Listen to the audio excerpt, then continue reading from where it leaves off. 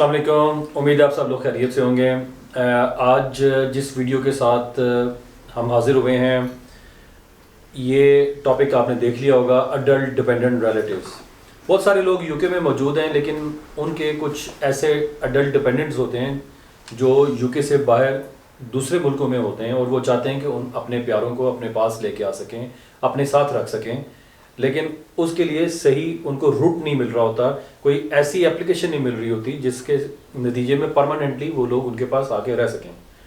तो मेरी शेख साहब से डिस्कशन चल रही थी और शेख साहब ने कुछ पॉइंट्स भी नोट किए हैं और मैं चाहूँगा कि वो सारी इन्फॉर्मेशन शेख साहब हम अपने सुनने वालों के साथ शेयर करें। शेख साहब, मेरा पहला क्वेश्चन आपसे ये है कि ऐसे कौन कौन से रिलेटिव्स हैं जो अडल्ट डिपेंडेंट कैटेगरी के अंदर आते हैं और उनको स्पॉन्सर किया जा सकता है और वो UK as a adult dependent relative के तौर पे आ सकते हैं? जी, first of all thanks Uman साहब, आपने ये क्वेश्चन पूछा। सबसे पहले तो ये है कि अडल्ट डिपेंडेंट, अडल्ट का वर्ड ही बता रहा है कि वो 18 साल से ऊपर, उसमें आपके पेरेंट्स हो सकते हैं, ग्रैंड पेरेंट्स हो सकते हैं, आपकी सिस्टर हो सकती है, आपके ब्रदर हो सकता है, और आपके ओवर 18, आपके अपने ओवर 18 जो बच्चे हैं, चिल्ड्रन, वो भी हो सकते हैं। मतलब अपने बच्चे भी अडल्ट डिपेंडेंट में? एग्जैक्टली, अगर कोई बच्चा नहीं लाया और वो 18 साल का हो गया किसी भी कंट्री में, तो उसको भी आपने इसी वीज़ा रूट में 18 साल से ऊपर वाला जो है अडल्ट डिपेंडेंट, इसको एब्रीविएशन में जैसे हम ADR भी कहते हैं, उसमें आप उसको अप्लाई कर सकते हैं। ठीक है। तो शेख साहब, इसकी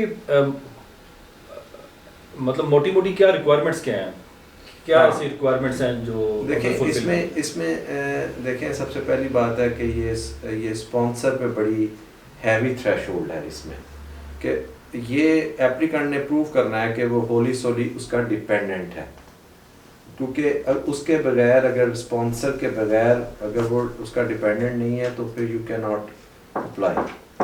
और सबसे बड़ी बात है कि इसमें आपकी जो है इलनेस है, आपकी डिसेबिलिटी है, ये आपके केस को जो स्ट्रेंथन करती है, जिसकी बुनियाद पे आप ये रीजंस बताते हैं कि जी मैं इसको क्यों यहाँ पे बुलाना चाहता हूँ या बुलाना चाहती हूँ। तो आपने ये प्रूव करना है कि आपका जो डिपेंडेंट है, जो अडल्ट डिपेंडेंट है, वो आपके पेरेंट्स हो सकते हैं, ग्रैंड पेरेंट्स हो सकते हैं, आपके बहन भाई हो सकते हैं, वो डिसेबल हैं, डिसेबिलिटी है उनको, उनको को वहाँ पे डे टास्क, यानी कि आपको कपड़े धोने के लिए, आपको रहने के लिए, आपको खाने पकाने के लिए आपको वो फैसिलिटीज़ नहीं है। वो सिर्फ और सिर्फ आपके फैमिली मेम्बर जो यूके में है, वो उसको उस टास्क को मीट विद कर सकता है या उसको प्रोवाइड कर सकता है। ये सारी जो सिग्निफिकेंट एविडेंस है, ये आपको देनी होगी, जिससे आप प्रूव करेंगे, देन यू कैन गेट। इतनी छोटी सी बात के लिए भी अडल्ट डिपेंडेंट कैटेगरी में वो बंदा फॉल कर जाएगा कि आप डे टू डे टास्क पूरे नहीं कर पा रहे? हाँ सर, ये तो सबसे बड़ी बात यह है कि आपकी इनएबिलिटी या डिसेबिलिटी सम सॉर्ट ऑफ, ये आपने अगर प्रूव नहीं की तो फिर तो हर बंदा ही अपने फैमिली मेम्बर्स को, बहन भाइयों को रोज़ बुला लेगा कि जी उसको मैं बुलाना चाहता हूँ, उसको मैं बुलाना चाहता हूँ। ये चीज़ें होम ऑफिस जो है मॉनिटर करता है, और ये आपने थ्रू कोजेंट और स्ट्रेंथन और स्ट्रॉन्ग एविडेंस के साथ, मतलब ये कंडीशन है, ये कंडीशन। तो इसमें फाइनेंशियल डिपेंडेंसी देखें, डिपेंडेंसी सिंपली ये तो नहीं है कि आप खा पी नहीं सकते, आप ये काम नहीं कर सकते, वो नहीं कर सकते। आप जिस कंट्री में रह रहे हैं, आपको फाइनेंशियली कौन सपोर्ट कर रहा है। अगर जो फैमिली मेम्बर आपको यूके में, जो आपका स्पॉन्सर है, इन अदर वर्ड्स, अगर वो आपको फाइनेंशियली सपोर्ट कर रहा है, तो आप उसके बगैर अब डेफिनेटली वहाँ पे आप नहीं रह सकते। तो वो स्पॉन्सर को ये भी प्रूव करना होता है कि वो उसको मंथली या क्वार्टरली या ईयरली पैसे भेजता है, जिसकी वजह से वो वहाँ पे सर्वाइव कर रहा है। तो इसका प्रॉपर एविडेंस देना पड़ेगा। एग्जैक्टली आपको ये ट्रांसफर, ये सिंपली नहीं है। वहाँ साहब आपने बहुत अच्छा, कुछ लोग आके हमें कहते हैं कि जी हमने वो पैसे जो है किसी के हाथ भेज दिए हैं, बाई हैंड भेज दिए हैं, या हम गए थे तो दे आए।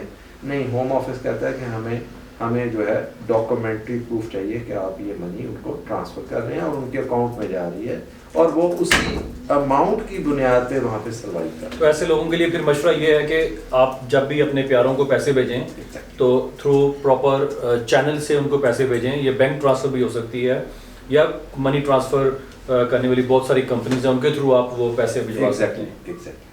तो जैसे ये डिसेबिलिटी की आपने बात की, मेडिकल कंडीशंस की बात की, इसके बारे में ये कहाँ तक है, अगर वो इलाज उनके मुल्क में अवेलेबल है इलाज? हाँ, ये रुमान साहब आपने मेरे ख्याल में सबसे अच्छा सवाल ये है जो होम ऑफिस आजकल इस थ्रेशोल्ड में ये भी देखता है कि होम ऑफिस देखता है कि आपको कुछ ऐसी बीमारी हैं जो कि आपकी नेटिव कंट्री यानी आपकी ओन कंट्री में जहाँ आप रह रहे हैं वहाँ पे वो बीमारियों का इलाज यानी फैसिलिटीज़ मौजूद हैं, तो होम ऑफिस इस बात को देखेगा कि आपको वहीं रहना चाहिए, यहाँ आपको नहीं बुलाया जा सकता। हाँ, होम ऑफिस ये ज़रूर देखता है कि इमोशनली और मेंटली अगर आपको कोई ऐसी प्रॉब्लम है जो कि आप अपने फैमिली मेम्बर के साथ ज्वाइन करके देखें ना, तो इसका मकसद ही यही है कि आपका कोई फैमिली मेम्बर आपसे दूर है और आप उसको बुलाना चाहते हैं। देखें, आप यहाँ पे स्पॉन्सर, आप यहाँ पे जॉब कर रहे हैं, आप हर दूसरे तीसरे दिन महीने के बाद तो जाके अपने रिलेटिव को सपोर्ट नहीं कर सकते।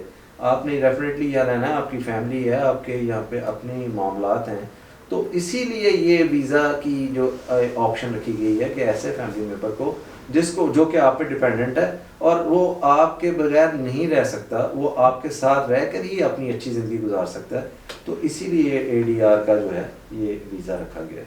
अच्छा, ये बताइए कि कौन लोग स्पॉन्सर कर सकते हैं, मतलब हर वो बंदा जो यूके में किसी भी वीज़े पे मौजूद है, क्या वो अपने अडल्ट डिपेंडेंट्स को स्पॉन्सर कर सकता है? जी, वहाँ साहब आपका बहुत अच्छा सवाल है। बात यह है कि जो ब्रिटिश है और जो सेटल्ड है, जिसके पास ILR है, वो अपने अगर किसी रिलेटिव को स्पॉन्सर करना चाहता है या बुलाना चाहता है तो उसको वहीं से, अगर वीज़ा ग्रांट होता है तो उसको वहीं से ILR मिलेगी, यानी उसको 5 साल का वीज़ा मिलेगा और वो यहाँ आके एक तरह से पूरे 5 साल गुजारेगा। उसको इन बिटवीन 2.5 साल या 3 साल के बाद कोई वीज़ा अप्लाई नहीं करना होगा, वो वहीं से सेटल होके आएगा।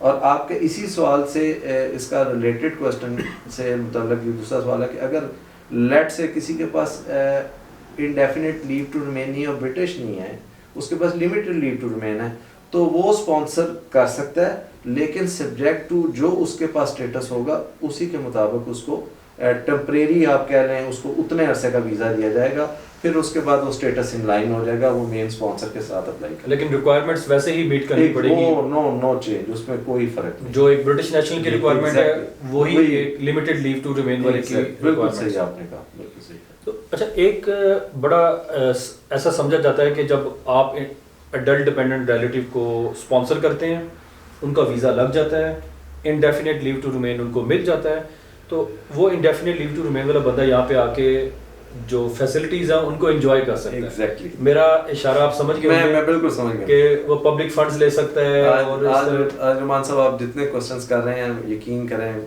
मैं समझता हूँ कि वो एक तरह से बहुत इंपॉर्टेंट है, और ये अगर ये कोई नहीं समझ पाता इन्फॉर्मेशन तो वेबसाइट पे मौजूद है, लेकिन आपके क्वेश्चंस जो हैं वो हैं जो कि मैं समझता हूँ कि मेजर उसका पॉइंट ऑफ व्यू या उसकी इम्पोर्टेंस है।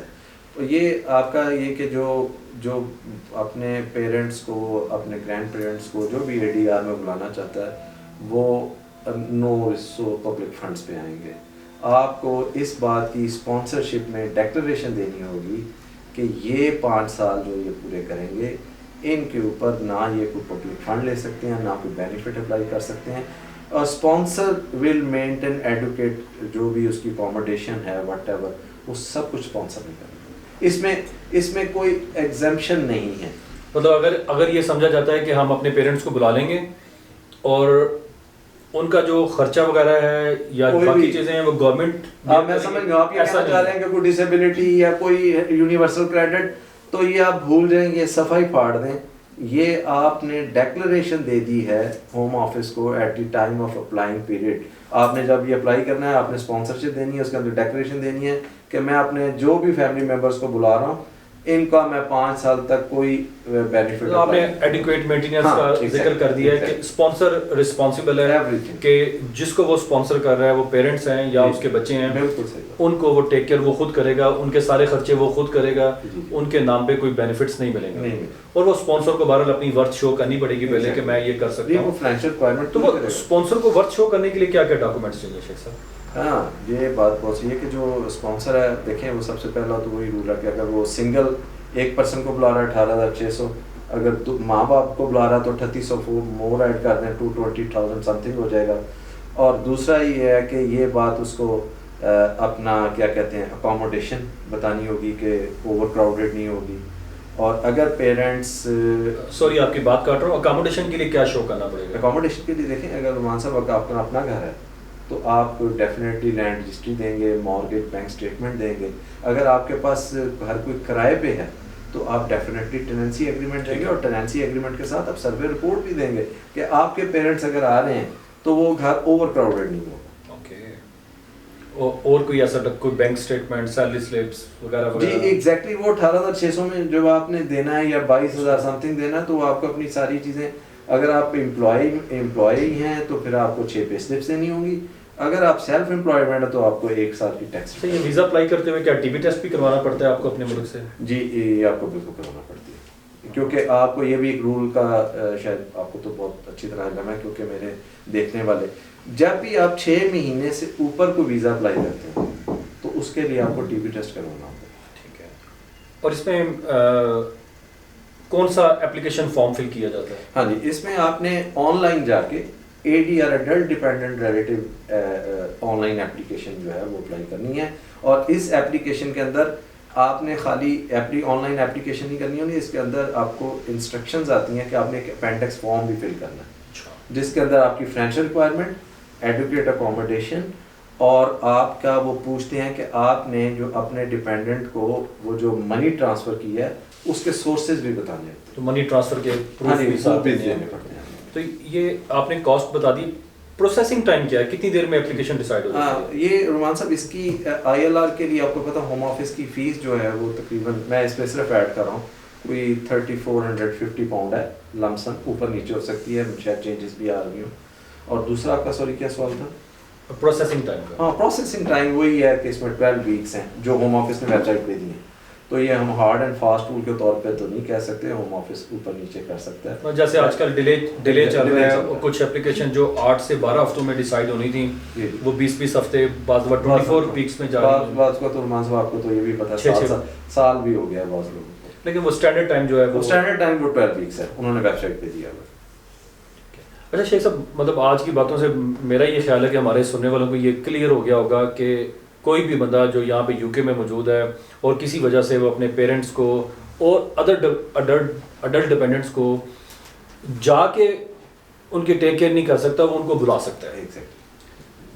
अगर ये सारा प्रोसेस करें जो कि आज हमने सारा प्रोसेस डिस्कस कर लिया, एप्लीकेशन की फ़ीस भी डिस्कस कर ली, फॉर्म भी डिस्कस कर लिया, अगर एप्लीकेशन रिफ्यूज़ हो जाती है फिर हमारे पास क्या रेमेडी, क्या आप कोर्ट जा सकते हैं? जी बिल्कुल जा सकते हैं। मान साहब देखें, ये क्योंकि स्टैट्यूट है वीज़ा, तो मैक्सिमम चांसेस है कि हम वापस आपको राइट ऑफ अपील देगा, राइट ऑफ अपील मिलता है, जो कि 28 डेज होते हैं।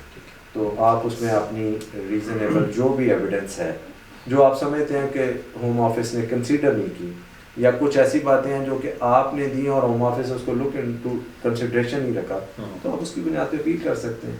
मेरा भी ज़ाती यही ख्याल है कि बाज़ दफ़ा ये एप्लीकेशन ऐसी है कि होम ऑफिस की स्टेज पे एंट्री क्लियरेंस पे जब आप अप्लाई करते हैं, अपनी एम्बेसी में अप्लाई करते हैं और वहाँ पे अगर रिफ्यूज़ हो तो आपको अपील पे ज़रूर जाना चाहिए, क्योंकि आप बहुत सारी ऐसी बातें हैं जो एप्लीकेशन पे ठीक से एक्सप्रेस नहीं कर पाते या नहीं की जाती, तो आप कोर्ट में जाके कर सकते हैं। शेख साहब कोई आखिरी बात कोई आप देखें रुमान साहब, कुछ चीज़ें हैं, बहुत अच्छा आपने सवाल किया, तो मैं क्योंकि विद रिस्पेक्ट इन्फॉर्मेशन जो है हमने सारी, क्योंकि आपको पता है इसकी गॉव के ऊपर सारी चीज़ें अवेलेबल हैं जो हमने आपको आपसे डिस्कस की हैं, लेकिन फिर भी मैं ये कहना चाहता हूँ कि इस मैटर में ADR में आपको किसी एक्सपर्ट की मेरे हिसाब से हेल्प लेनी चाहिए, क्योंकि ये वीज़ा ईजी नहीं है, थ्रेशोल्ड बहुत हाई है, इसमें कुछ डिफ़िकल्ट टास्क हैं।